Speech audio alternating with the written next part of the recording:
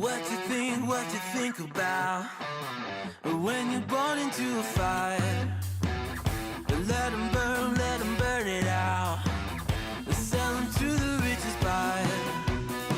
They wanna let the world decay. They tell us lies and fade away, fade away. We feel betrayed.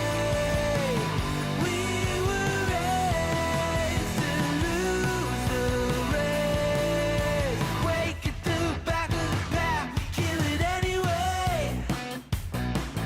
Listen up now, because we're never dropping out. Beat the odds, beat the big house. The brains are bigger than the doubt. We've been thinking for ourselves, never let the truth fade away. This is bigger than ourselves, we won't let the world burn away, burn away. We feel betrayed. We were raised to lose the race. Wake at the back of the pack, kill it anyway. To blame, haters face the world's mistakes.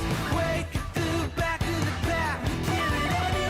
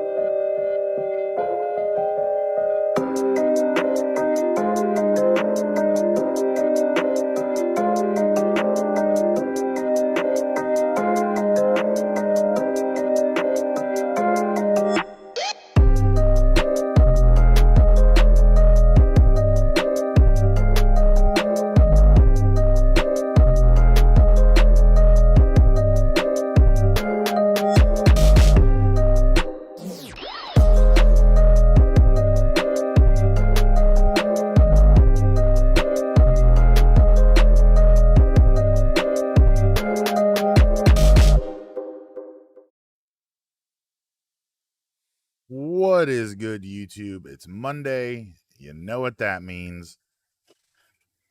Close my trash can so it doesn't look so bad. It is time for the Wrestling with Fans podcast. We are a pro wrestling podcast created by fans for fans from a fan's perspective. My name is Kyle, and welcome to the live stream.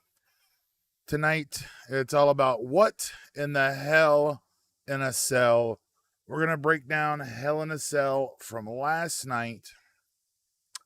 Real quick, though, for those who may be tuning into Raw while listening in, we got some Money in the Bank qualifying matches coming to Raw tonight. AJ Styles versus Ricochet, Drew McIntyre versus Matt Riddle, Randy Orton versus John Morrison on the men's side. And on the women's side, they're doing them in tag team matches. You got Naomi and Asuka taking on Eva Marie and Doudrop. For those, NXT UK, that is the Doudrop is formerly known as Piper Niven. And also on the women's qualifying match side, Nikki Cross and Alexa Bliss taking on Shayna Baszler and Nia Jax. So Raw, for the first time in a while, has several matches announced. Which should be good. So if you want to tune into Raw while listening, that would be pretty cool. Real quick, before we dive into the wrestling, I got to show off some cool stuff. I'm going to show off some cool stuff. Now, this past weekend, Jen and my mother threw me a surprise 40th birthday party a month after my actual birthday. And so thanks to them, I know Jen might pop in here. I know my mom won't watch, but Jen will probably pop in. So thank you, my dear, for a wonderful party and video and all the stuff she did for me. And also thanks to Chris, who also contributed a lot to this party. But based off of all the cool cards and lots of money, I did a little toy hunting on Father's Day. Did a little toy hunt yesterday. But first, I'll show this off. So, shout out to Chris. I don't know if you've popped in here just yet, but he got your boy. Oh, I forgot my camera's over here now. The Elite 84 Jeff Hardy, but it is the Chase variant. You figure what better way, a birthday present than the Chase. He ended up walking away with the Chase Edge from our 100 subscriber giveaway, which is now going to be given away over on KC Toys. Links to everything in the video description. But thank you, Chris. We got Jeff Hardy, Elite 84 Chase. I also did some more hunting for all you Funko Pop heads. Picked up the Bad Batch wave. I saw these at Target on like Friday. Hey, Power Gaming, welcome to the live stream, my man. We got Hunter. We got Tech. We got Crosshair. And we also have the Target exclusive Omega for all you Bad Batch fans out there. I've got Wrecker, but that came with a different wave. So there is another Wrecker in this wave plus Echo. So those two I need to complete the set. But Sunday, I picked up a GameStop exclusive Mando Funko Pop. Oh my goodness. I got pops flying everywhere. I got too much stuff and no room to put it. But I also found at a GameStop, I've got the 7-Eleven exclusive that Jen picked up for me. But I picked up the regular version as well. Stone Cold Steve Austin Pops, another wrestling pop for the collection. Jen also scored. Going to a local Target one day after work. From the Marvel Legends Villains Wave, we got Red Skull. We got Lord God Doom unboxing on KC Toys. Plus, she also found your current Raw Women's Champion from Elite Series 84, Rhea Ripley. Those bad boys are going to be coming to KC Toys. And last but certainly not least, Power Gaming says, watching Raw Lashley just came out to celebrate the win of Hell in a Cell. Very cool. I'm going to check. I'll be checking out Raw here in a little while. We're going to dive into Hell in a Cell. But the last thing I want to show off to you guys, I think this is really, really cool. Picked up the Marvel Legends MODOK. I saw 7 of them out there throughout the hunts on Sunday. And finally we got to the very last store. They had one. So I was like, you know what? It's a sign to pick it up. So I got MODOK. Be on the lookout for that coming as well. Now that stuff's out of the way, let's get into podcast mode. Coming in with the fun chat here. Let's talk Hell in a Cell.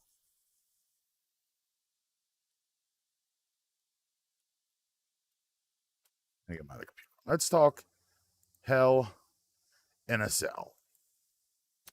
It was the final pay-per-view. Hell in a Cell, the final pay-per-view at the Thunderdome. Next month, Money in the Bank will have live fans in attendance. So it'll be nice to get back to somewhat sense of normalcy. Like I said at the top of the program, we got some qualifying matches coming. But yeah, Money in the Bank will be July 18th. The SmackDown on July 16th will be the first show with a live audience, which will be pretty cool that they're finally getting them back in. But the Thunderdome's last pay-per-view is Hell in a Cell, and let's just say I was not too impressed.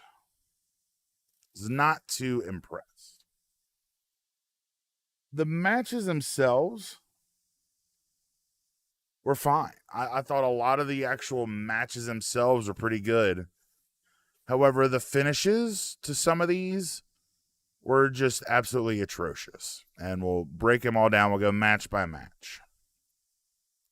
Now, I did not catch the pre-show, but Natalya defeated Mandy Rose via submission in 9 minutes and 43 seconds. But we kicked the pay-per-view off proper with the SmackDown Women's Championship inside Hell in a Cell. The EST of WWE, Bianca Belair, defending the title against your role model and mine, Bayley. This was an amazing opener to the show. I really, really enjoyed this opening contest. I'm not sure if it was quite Bayley and Sasha from October's Hell in a Cell pay-per-view, but it was up there. They harkened back to the WrestleMania Backlash match between these two, with Bianca's hair being involved. So it was involved in a lot of spots throughout the match and played into the ending as well. Really, really fun match to watch. Probably one of the best pay-per-view openers for a main roster show in quite a while. Bianca picking up the win in 19 minutes and 45 seconds after hitting the KOD on a ladder. Pretty good opener. Enjoyed it. If you don't watch anything else from this show, I would recommend at least watching Bianca versus Bayley. Great match. And then we get a match we've seen so many times that, to be perfectly honest, I watched this on fast forward because I did not watch the show live. I was watching WWE's Most Wanted Treasure, but I'll talk about that later. Cesaro and Seth Rollins, we've seen many times Cesaro picking up the previous wins. But apparently they want this feud to continue past Hell in a Cell. Seth and Cesaro, the ring work was great. Great match. 16 minutes plus. Seth picking up the win via pinfall. So I'm guessing that we have not seen the last from these two. I would imagine if they aren't involved in the men's Money in the Bank match, then we may see some type of rematch between these guys at Money in the Bank next month.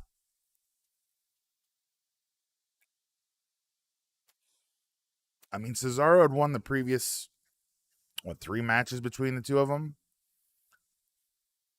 So I don't know why they have Seth pick up the win here, which only means this is going to continue, unfortunately. Now let's get to the next one. This is one I really want to kind of talk about. Alexa Bliss and Shayna Baszler. This match goes just shy of 7 minutes.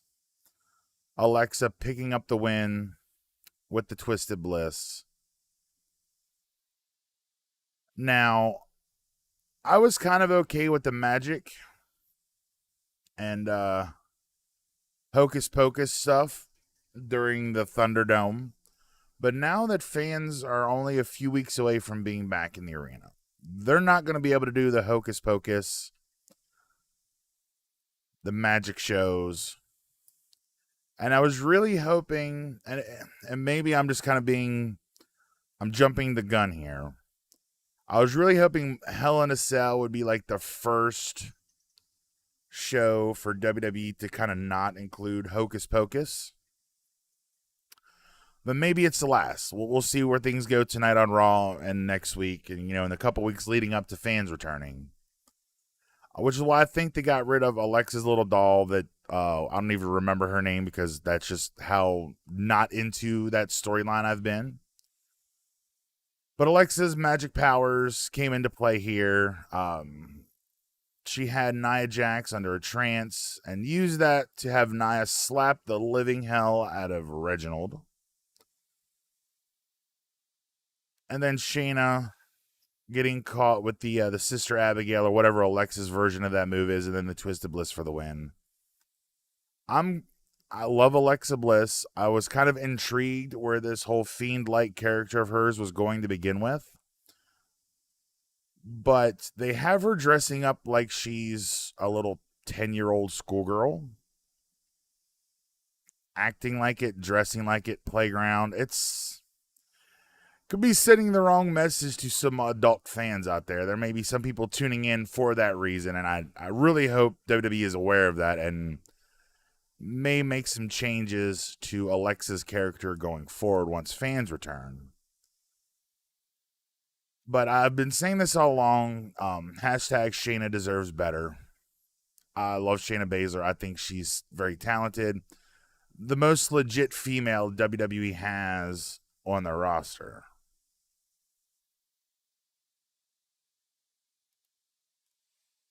Jump in the chat here for a sec. I've missed a few things. Wonder who's going between AJ and Ricochet. Yeah, I think that's probably a given, Chris. We all know who's winning that.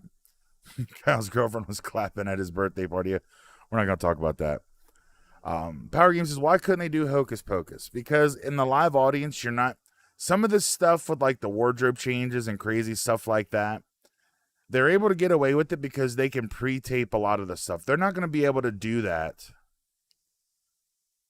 with a live crowd. They're not going to be able to do like these instantaneous wardrobe changes that we see on TV when you've got a live audience. You've got to make your program more grounded. They might be able to do stuff like that in backstage vignettes that just air to the live audience, but they're not going to be able to do that kind of stuff in the ring.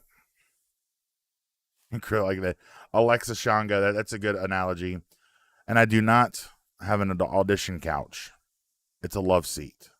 It's not a couch, it's a love seat. Get that right. You've been on it. Let's dive into the next match. A match we've seen more times than any human can possibly count at this point.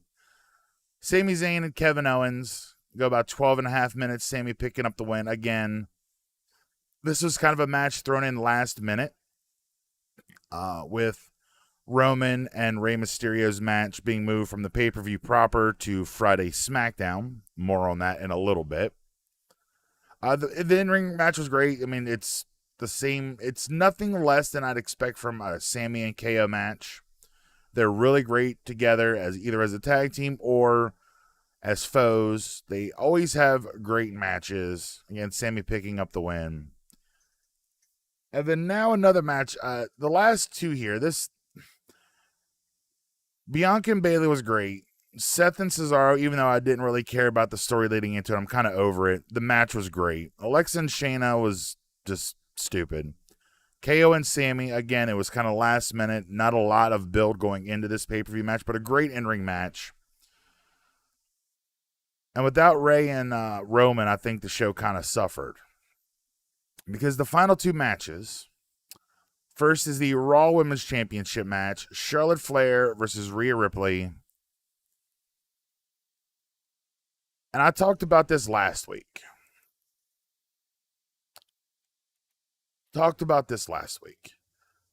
Both Charlotte and Rhea are very unlikable. I get Charlotte is the heel here, and this is the best version of heel Charlotte we have seen. The pull apart brawl in last week's Raw was really good. It was entertaining. It made me interested in what was going to happen during this match. And the match itself was good. I really enjoyed Rhea versus Charlotte. However, the last, minute of the match, the finish, just left a real sour taste in my mouth. Charlotte and Rhea are on the outside. Charlotte's kind of coming towards Rhea. Rhea grabs the plastic covering, the monitor cover off the announce table, and kind of flips it up into Charlotte's face, and the ref calls for the bell. So Charlotte picks up the win via DQ in just over 14 minutes. So many times, even on probably Raw tonight, there will be so much more stuff done that would constitute a disqualification than what Rhea Ripley got disqualified for at Hell in a Cell. This is just a perfect example of WWE not wanting to book a finish. For whatever reason, they will not have Charlotte lose to Rhea clean. Rhea put Charlotte over on last year's WrestleMania, and I've talked about it ad nauseum over the last year or so, that it really derailed all the momentum that Rhea Ripley had going into that match at WrestleMania 36. And they're not even playing that into this storyline. They're not even bringing it up in the promos, in the pre-match video package, anything. It's almost like that match never happened. And instead of solidifying Rhea Ripley as the dominant Raw Women's Champion, they do this bullshit DQ finish because they won't let Charlotte lose. Charlotte Flair could lose clean to Rhea Ripley in this match, and it would not hurt Charlotte whatsoever. If anything, it could help because then that just, as her heel persona, gives her something to play off of to look into a rematch. Because I have a feeling it's either, no matter who comes out of this, the winner of this feud, whenever it ends, is going to get Becky Lynch. Becky Lynch, when she comes back, which I believe will be when the live crowds return in July. So I'm fully expecting a Becky Lynch return next month when Raw has its first live crowd. So I don't know why they wouldn't just have Rhea pin Charlotte clean in the middle of the ring. You can still continue the feud, but you build Rhea up to be this strong monster. A lot of people are kind of feeling that they did a double turn here where Charlotte kind of came off like a baby face, which I don't think she did. I still think she's very heelish. But to me, Rhea definitely came out looking more heelish because they've booked her to the point where she has no redeeming qualities as a babyface. She has been portrayed as the babyface in this matchup, but she has no redeeming babyface qualities. They book her to be so unlikable, so robotic, no emotion. Again, I talked about this last week. We don't know what her motivations are, what drives Rhea Ripley to do what she does, to act the way she acts. It's just, she's just coming out there with her, spikes and metal studs and the hair and the lipstick and all that stuff. They're not giving us much to go off of for anybody to get behind Rhea Ripley. And I think they could have used this match to solidify Rhea. But, of course, they won't book Charlotte to lose clean, especially not to Rhea Ripley. And I think it's a shame. I think I would have been a lot better off had Rhea beat Charlotte clean. And again, Charlotte could have used that as motivation to come back after Rhea for maybe a rematch of Money in the Bank or on Raw tonight. And then you still could have had Rhea looking strong. She looked weak. The DQ was just ridiculous to begin with. And it was just a bad finish. But up until the finish, the match was great. The in-ring work was great. I love the match. But the finish sucked. And speaking of sucking finishes, the main event of Hell in a Cell 2021, the almighty Bobby Lashley and Drew McIntyre for the WWE Championship inside Hell in a Cell. Now, again, this match was pretty good. It's the same kind of stuff you see from Bobby and Drew. Big, sweaty, meaty men slapping meat for almost 26 minutes. The match itself was good up until probably about the last 3 to 4 minutes. I didn't time it, but from the ref bump, that's when things kind of go sideways. We get a ref bump. The cage opens to get another ref in.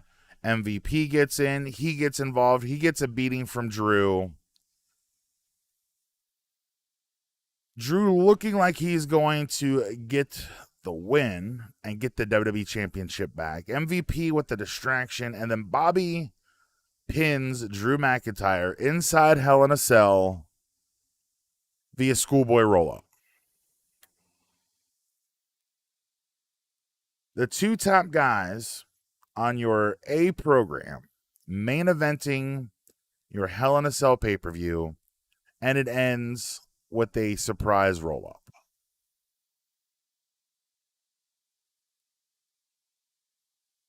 That's really all I need to say about that. It was just a dumb finish.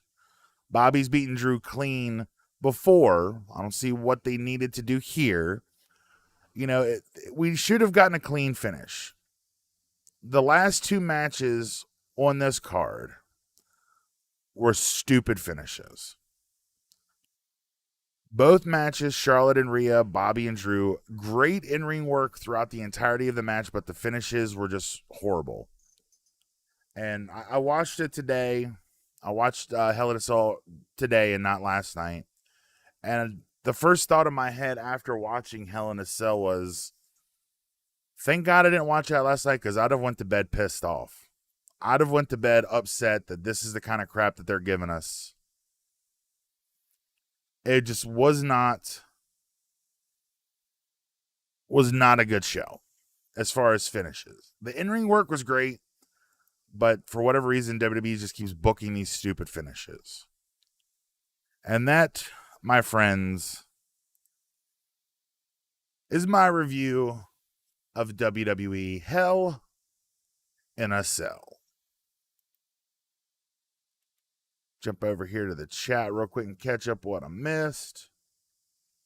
Let's see. Bobby just accepted a match with Kofi. Very cool. KO is taking a break from live TV. Bobby versus Logan Paul at SummerSlam.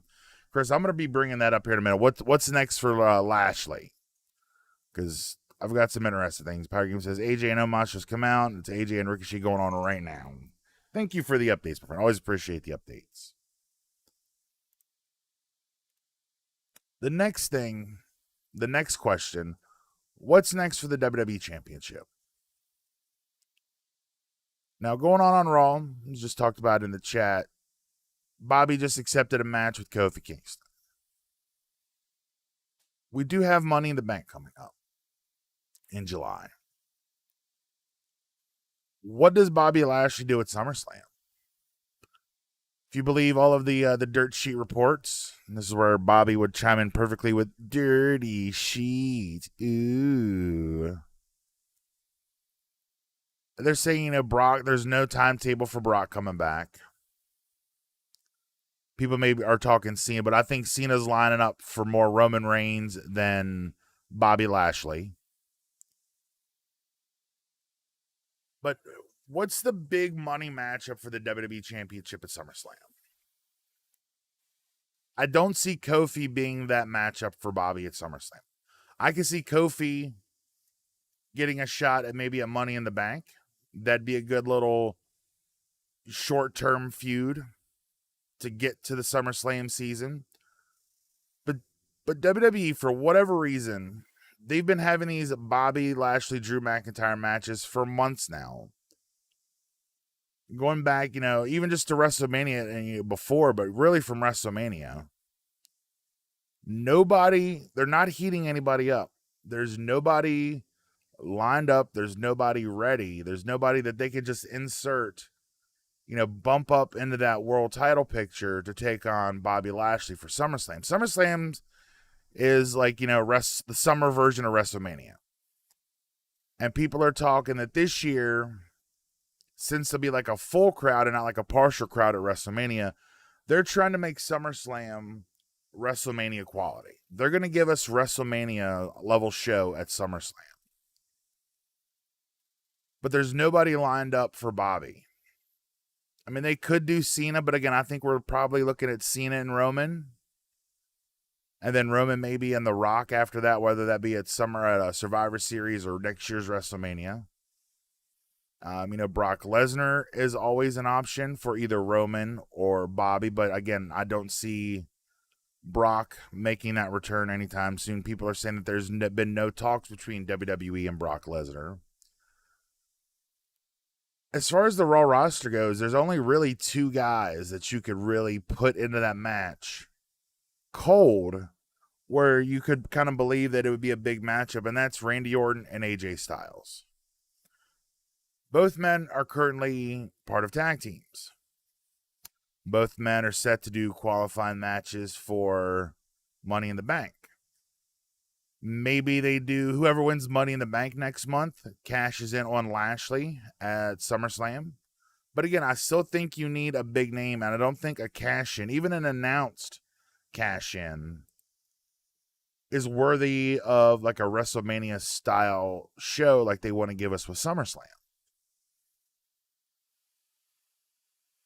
I mean, with the fact that MVP got in the cell and lost via roll-up, I could see, WWE having short-term memory loss and, making Bobby and Drew one more time at SummerSlam, and this time it is the last time. Because you know how WWE is. But again, there's nobody really on the Raw roster. They'd have to bring in... The only other person I could think they could bring in for a match with Lashley at SummerSlam would be somebody like Goldberg. Goldberg is, a Hall of Famer, an all-time legend in the wrestling business. He's a big name. He's a big draw. Maybe we do Bobby versus Goldberg at SummerSlam. But then again, after you get to that, then what? WWE, they're not elevating anybody on the single side. They've put some of their top singles guys in tag teams.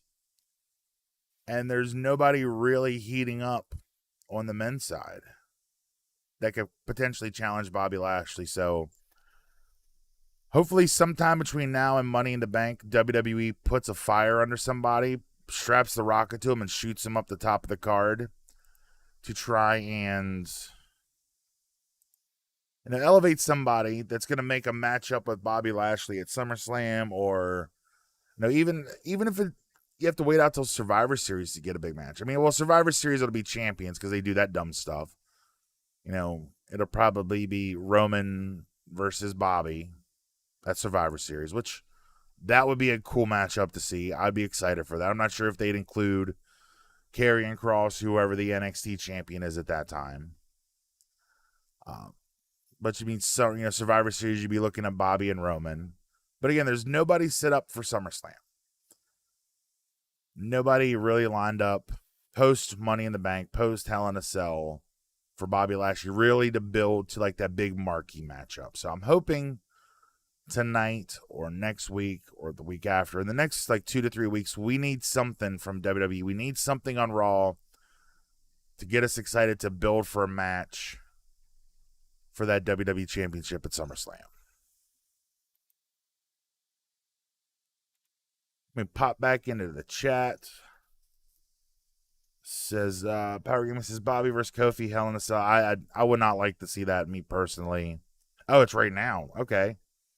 Bobby versus Rock, maybe. Brock Lesnar. There's a rumor Undertaker returned because of the WWE draft, and he was in there. I would love nothing more than to see the Dead Man return.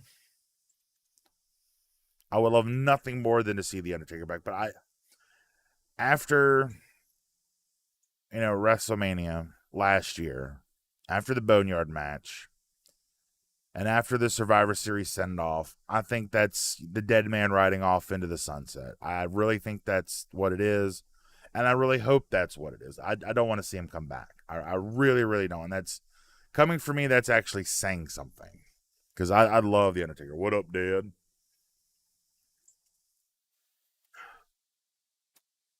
me pull up this little article real quick. I pulled this off of Facebook the other day.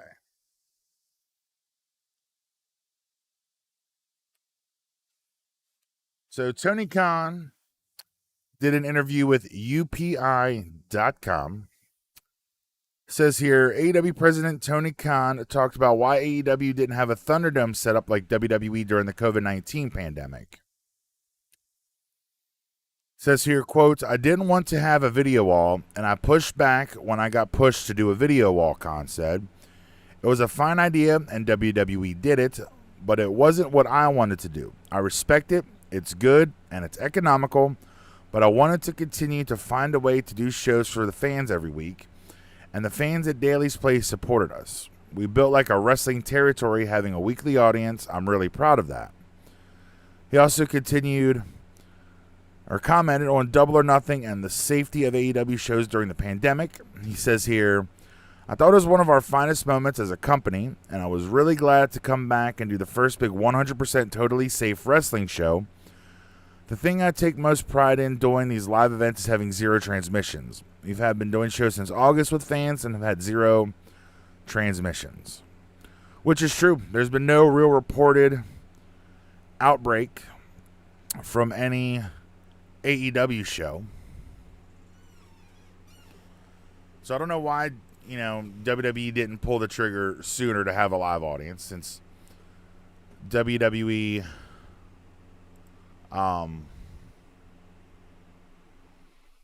it didn't do the crowd either. So we'll see. We'll see how things play out. Again, I'm excited. The first show back, again, with a live audience, will be July 16th. It's a Friday night. It's going to be SmackDown. And then that Sunday, the 18th, will be the Money in the Bank pay-per-view. And then the following Monday on Raw, the 19th of July. So big 3-day weekend for WWE coming up. Let's see, how many weeks is that? 1, 2, 3, 4 weeks. 4 weeks. And they've got a bunch of stuff coming. So I'm looking forward to that. Wow, Ricochet just beat AJ. So that's actually surprising. Well, I guess not really. AJ's a tag champ, so that kind of makes sense. I can kind of see that.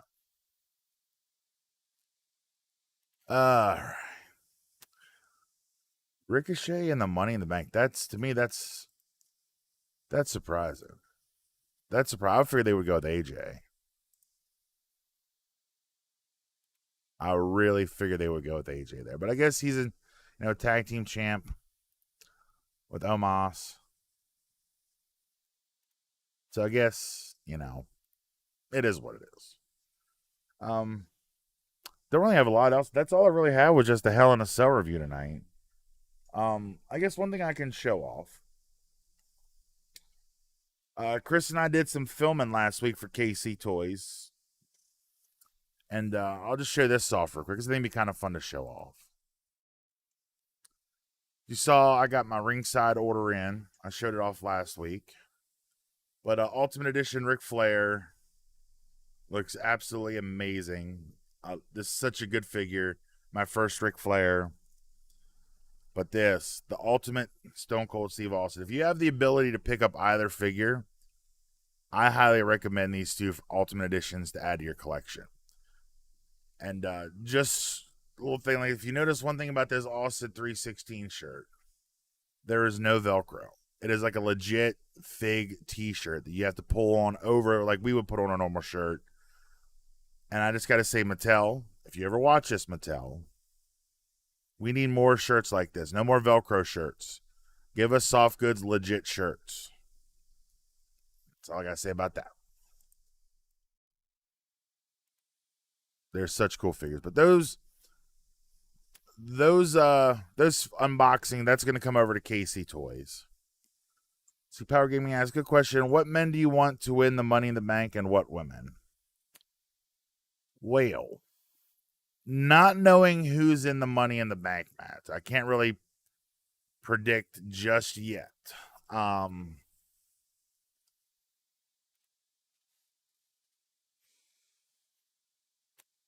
of the ones we know of, Who would I love to see in Money? I mean, Ricochet, having Ricochet and Money in the Bank is awesome.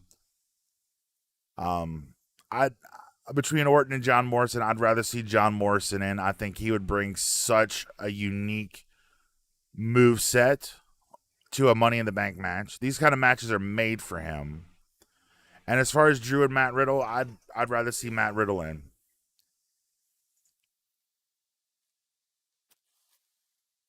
But now that you bring that, it makes me think. And as far as women, Shayna Baszler needs to win the Money in the Bank. Shayna Baszler needs to win Money in the Bank. Those are my two picks. But it just made me think of something.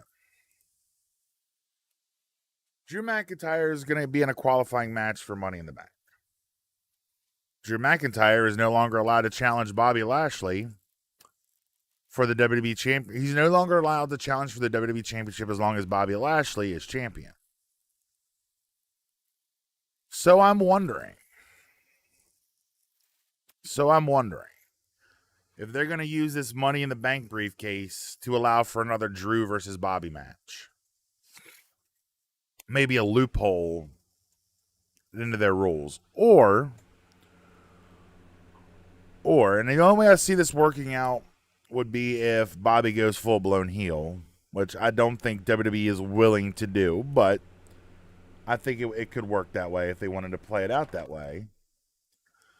Drew could win Money in the Bank, but since he cannot challenge Bobby Lashley for the WWE Championship, whomever Lashley faces at Money in the Bank,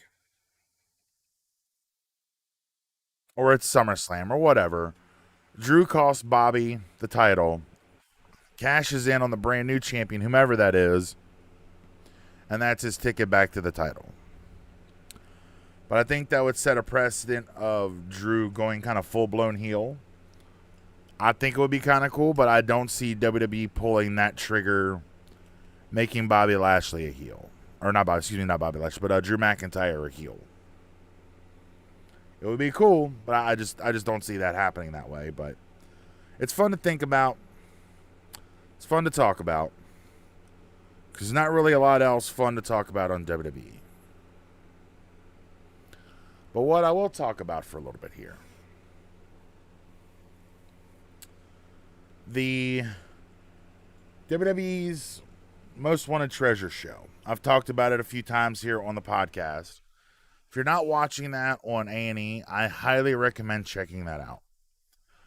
They had a 2-hour season finale last night, and that's actually what Jen and I watched. Jen was over here at the house. We actually watched the Most Wanted Treasures episode over Hell in a Cell. There were 2 episodes that I watched. The one before that, and I think it was the week before that I had missed, was Big Show and Mark Henry going around looking for Andre the Giant memorabilia. That is worth a watch. The love that Big Show and Mark Henry, who oddly enough now both work for AEW, so it was kind of interesting to see them go around and do this, because all this stuff was filmed last year. To see these guys go around, and the love and the emotion that these guys had for Andre's stuff, being able to meet Andre's friends, be on his ranch in I think it's in North Carolina, was really cool to see.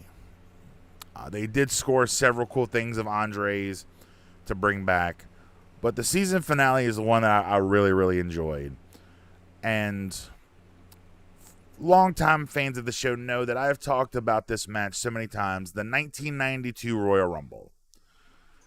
I've done a watch-along podcast. You can check that out in the show archives. Which reminds me, I haven't even plugged social media or the stream schedule, so I'll have to do that before we head out. But the watch-along for the 92 Royal Rumble, won by the Nature Boy, Ric Flair. Now, in that match, during his entrance, he wore the iconic black robe with the silver butterflies. They call it the butterfly robe. It is one of Ric Flair's most iconic entrance robes. It's what he wore to the ring for the 92 Royal Rumble. It's what he wore on the cover of his very first WWF magazine cover. And he wore it several more times, even after going back to WCW. He wore it a few more times. However, the last time it was worn was at a Nitro in 1995. And I can't remember the city where it was at. And I apologize. I don't remember the exact city, but it was last worn at a Nitro in 95. And it hasn't been seen since. However, while filming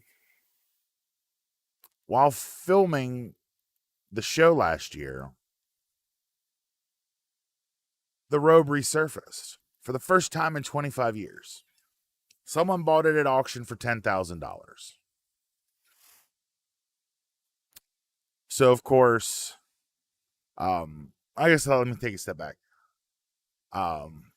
Ric Flair was involved heavily in the episode. Charlotte Flair was heavily involved in the episode.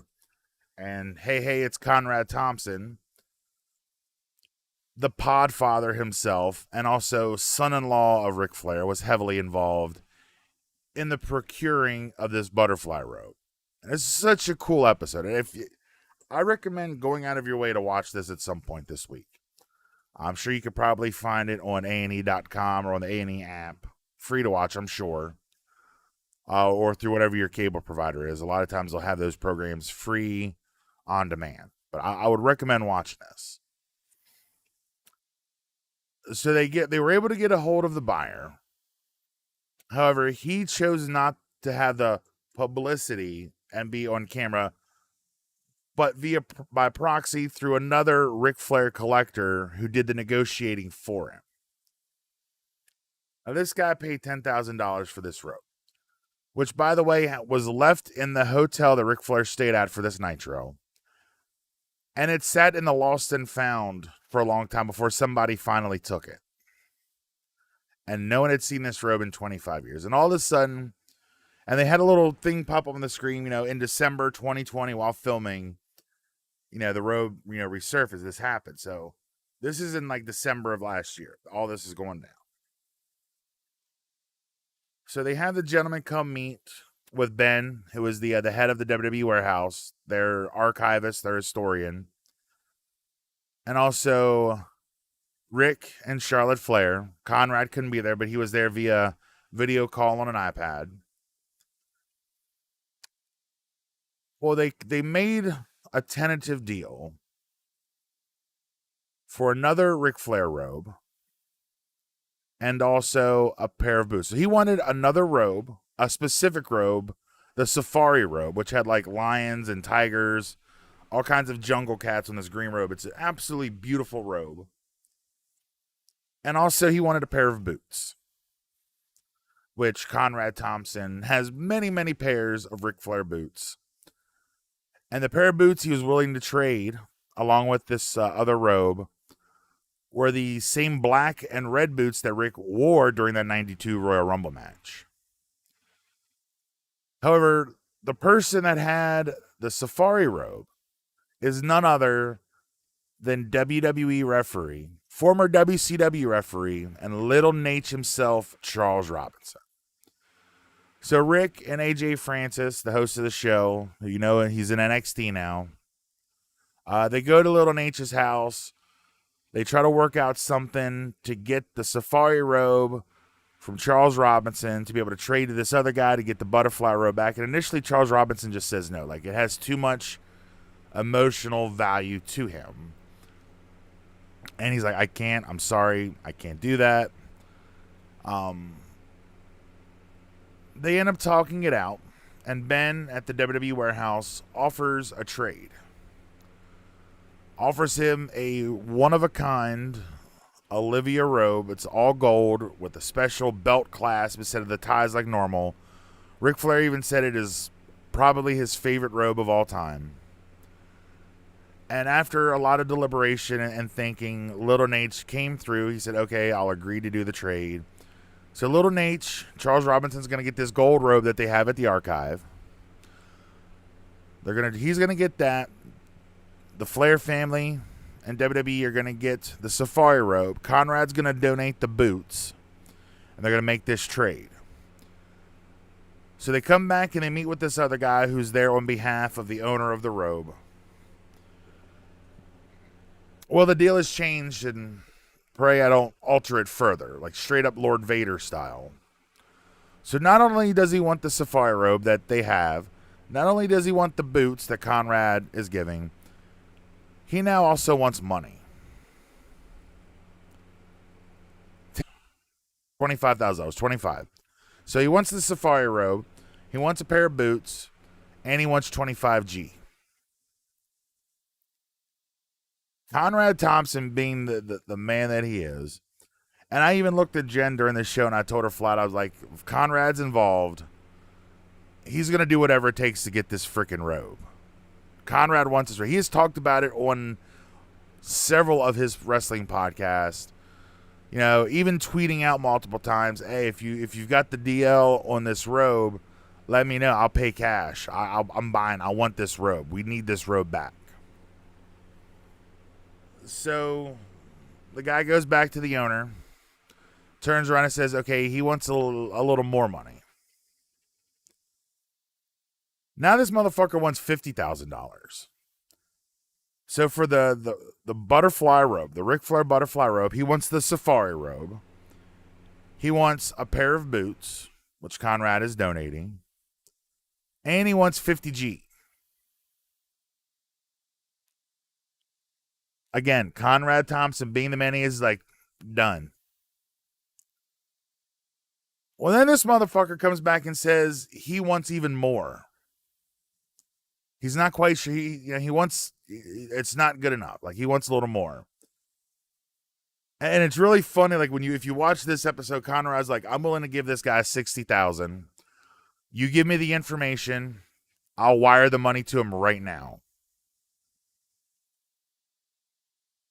So he goes back and comes back. He says, finally, they have a deal. The guy's got the robe there in the hotel where they're meeting. So the original deal went from the safari robe and a pair of boots to the robe, the boots, and $25,000, to the robe, the boots, and $50,000, and he finally settled for the robe, the boots, and $60,000. I looked at Jen last night and told her, no wonder this guy didn't want to be on camera, because he knew he was going to rake these guys over the coals. You know, if I would have been that guy who had possession of that robe, I probably would have wanted to get something because I would know the significance of that butterfly robe. But the way this guy treated the Flair family and the WWE, he literally held them up for money, you know, and stuff like that. So the robe is now co-owned by WWE and Conrad Thompson. The trade with Charles Robinson. So WWE chipped in the safari robe, and then Conrad chipped in the boots that were worn during that 92 Rumble match and $60,000 of his own cash. And several times throughout the show, Conrad talked about how he has such a collection. Like, you've never, seen anything on Conrad Thompson. He has a huge collection. They show off a few of his pieces during this episode. He's worked out deals several times, so like Fan Access. Like, if you've been lucky enough to go to Fan Access WrestleMania weekend, more than likely you've seen a piece of Conrad's collection. He sends it out on loan to WWE. Like, if they're doing a show or a convention like a Fan Access, he'll loan out certain pieces of his collection for WWE to display. So now this butterfly robe is back with the Flair family. It's back with WWE. They kind of have it shared, and I'm so glad that they were able to get the robe back. So glad they were able to get the robe back. But that guy, whoever the owner was that robe was, fuck you, buddy. You're an asshole. Total fucking asshole. But enough of that.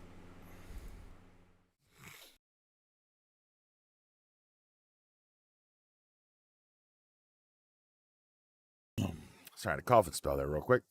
We live stream every single Monday and Thursday, 8 p.m. Eastern, right here on the Wrestling with Fans YouTube channel. If you're watching this video, make sure you give the video a thumbs up and subscribe if you have not done so already.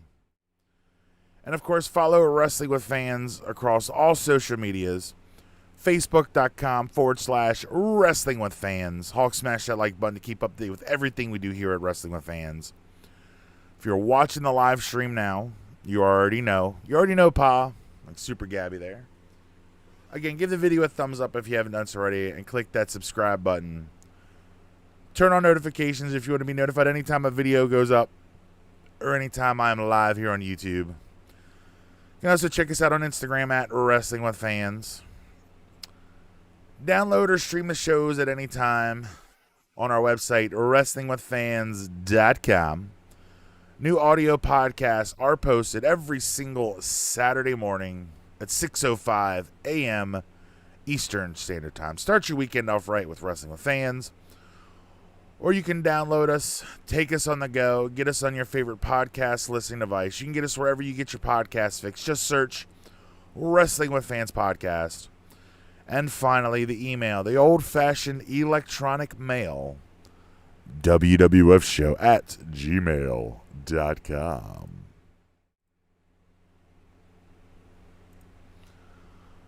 All right, so I'm going to wrap this stream up here because I really don't have anything else to talk about to fill the last 8 minutes, so I'm not going to ramble on. But there's one cool thing I want to talk about real quick before we go. So, yesterday afternoon, I don't remember what time, a friend of mine and Chris's, Travis, who has actually been a guest on the show a couple years ago, was running a small indie promotion here in the area, reached out to Chris and I and asked if him and I would ever be interested in doing commentary for a local indie promotion. So after going back and forth, they're trying to get some details, what they're looking for, things like that. Chris and I have tentatively agreed to be the commentary team for at least one indie show, and maybe a recurring gig. Not 100% sure yet, but at least one show. And they're looking at around October for this show. So when I get more details, I'll make sure I pass it along to you wonderful people here on YouTube. I'm not sure if they'll stream it to Facebook, if it'll go on YouTube or what.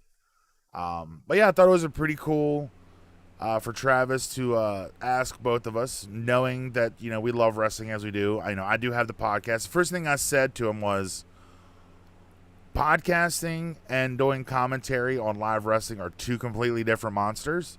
But I'm comfortable on a microphone, obviously. I'm comfortable on camera. So I would totally be willing. I'd be totally down to give it a try. And he was into it, and even Chris said he'd be down to give it a try. And, of course, Chris and I have a cool dynamic. You can see that over on KC Toys. Links to the YouTube, the Facebook, and the Instagram for KC Toys are in the video description below. Been few and far between on the videos. We've only got one unboxing and then a couple YouTube shorts that I posted. But I've been diligently working on editing videos for not only this channel, but that channel. I want to get a nice backlog of videos. And then we'll start posting content regularly over on KC Toys. I've also been recording and filming stuff for this channel. The Hell in a Cell video I didn't get a chance to over the weekend because, again, I had a surprise birthday party thrown for me on Saturday, so I didn't get to finish. And Sunday we went toy hunting. But that video, I'm going to get that edited and drop that this week. And, yeah, got more content. I'm trying to get a backlog of videos. Right now, we're just doing the 2 live streams each week. But I'm trying to get a catalog of videos up or come up with something that where I can do daily or every other day short form video content for you guys. Which I think with not doing the figure unboxings, it's kind of hard to draw people in on a live stream. So I'm trying to figure out another type of short form content for the channel. So for now, we're just going to be doing the 2 live streams every week while I come up with something for like short form videos here, since all the toy stuff is going over to KC Toys.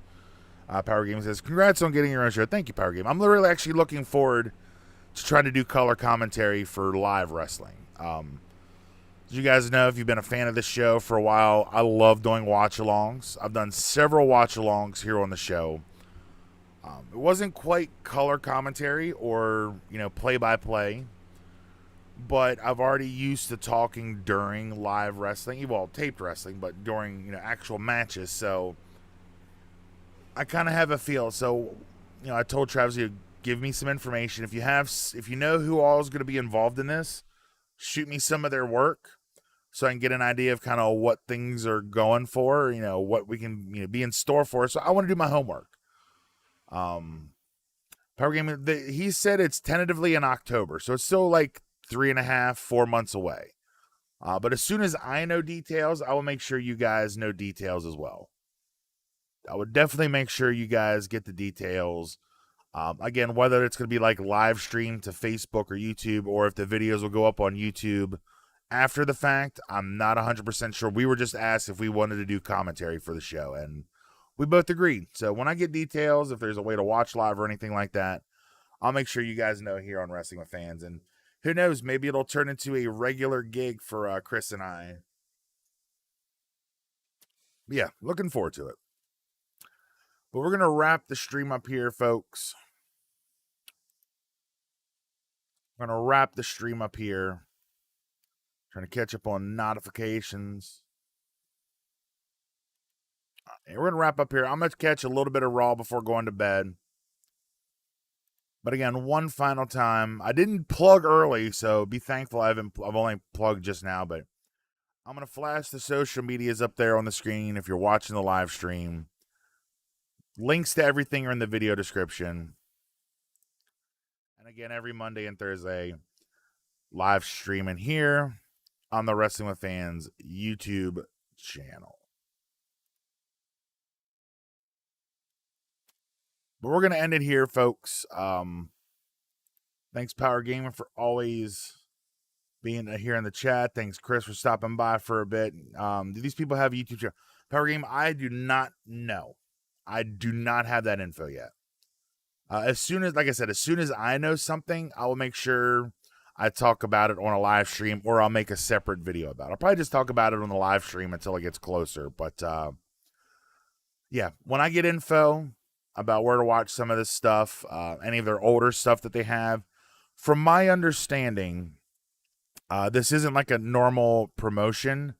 There's a promoter in the area that every year likes to do like a super show, bringing in like 3 promotions together to do like a super show. And from the little info that I've gotten, that's going to turn into a promotion unto itself. That's kind of the gist that I've gotten, I believe. But again, when I get details, I'll make sure you guys know. I'd be cool. I wouldn't talk yet. Well, Chris, I don't really have anything to talk about other than we were asked to do it. That's all I've really said. We were asked to do it. When I get info later on this year, I'll let you guys know. But we're going to end the show there. And would you look at that? I actually did make it to 9 o'clock. Babbling on for the last 8 minutes. But we're going to end here, guys. Still very infantile match. I do, yeah, very good. And oh yeah. Wait till they see the stuff coming to KC Toys. That I haven't talked about. I just told them we filmed some stuff. We're gonna do some filming this weekend too.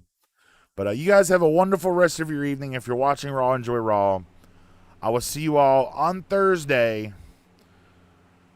8 p.m. Eastern here on YouTube. Thank you all for watching. Once again, my name is Kyle. This is Wrestling with Fans. And we'll see you next time.